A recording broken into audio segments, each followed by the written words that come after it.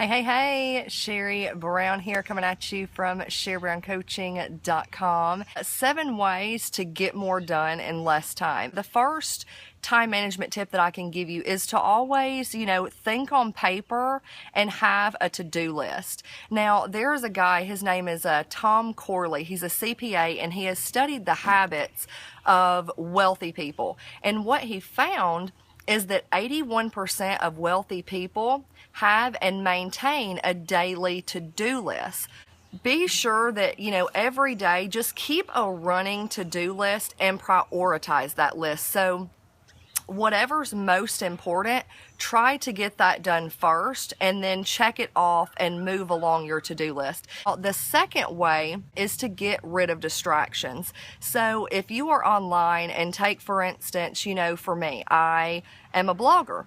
And so Monday, Wednesday, Fridays, I put out new blog posts. So it's very important while you're doing something, especially online, is to focus on that one task only. So don't have a bunch of different tabs open on the computer, because if I'm doing a blog post, I have to shut down Facebook, I have to shut down everything else, because otherwise you're going to keep hearing these dings, these notifications. It's going to distract you and take you longer to get something done. And to the third thing, and that is to get organized. So much time is wasted just looking for stuff.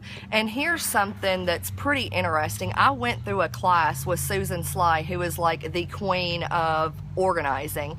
And one of a couple of statistics that I wanted to tell you when I was going through that class, which is very shocking actually. According to Newsweek, the average American wastes 55 minutes a day looking for stuff they own that they can't find. 55 minutes. Another crazy fact is, according to the U.S. News and World Report, Americans spend over a year of their lives looking for lost items.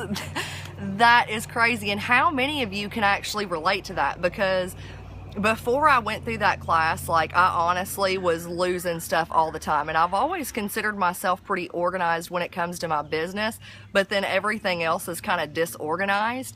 And so, really focus on organizing your stuff, whether that be in your office, because so much time is wasted just looking for stuff. And think about, if you have everything organized, you know where everything is, think about how much time that you can then in turn spend with family. You can spend, generating income for your business.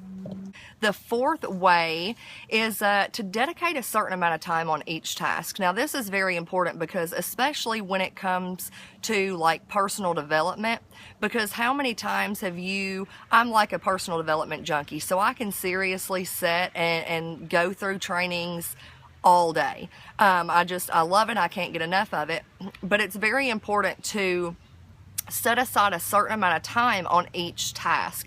And so if you're sitting here and you're doing a bunch of training, well, unless you're actually implementing, unless you're prospecting, it's not, that isn't an income producing activity. So limit your time, when it comes to personal development, maybe 30 minutes to an hour each day.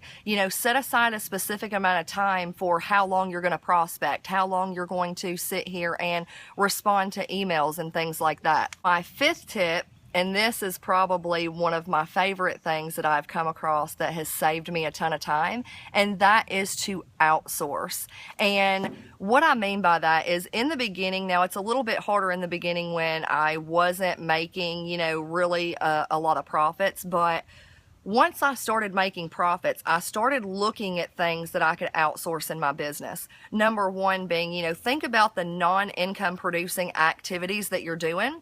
And then, think about maybe hiring a virtual assistant. Upwork.com is a great place that you can go and search for virtual assistants and other people who maybe if you have an issue with technology, you're not really for sure or know how to do specific things.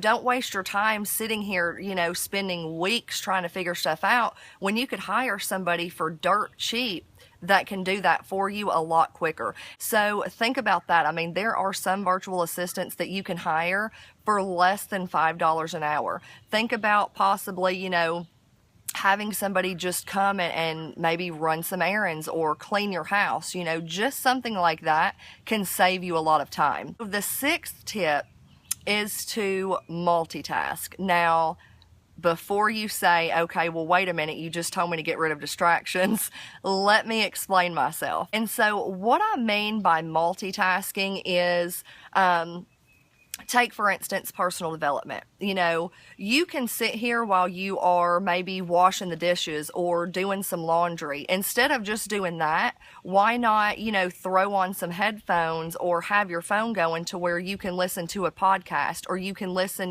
put on a webinar in the background and listen to it while you're cleaning the house.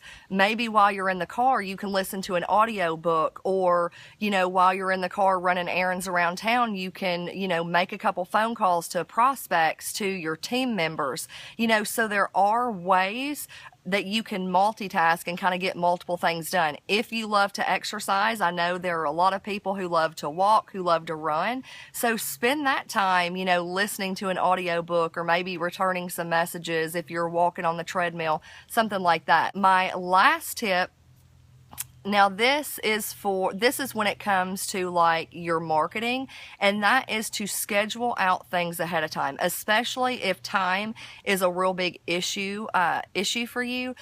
On your fan page, you have where you can schedule out your posts ahead of time. I hope you guys found this valuable. If you like more tips like these, feel free to head on over to my website at sherrybrowncoaching.com, and I will talk to you guys next time. Bye.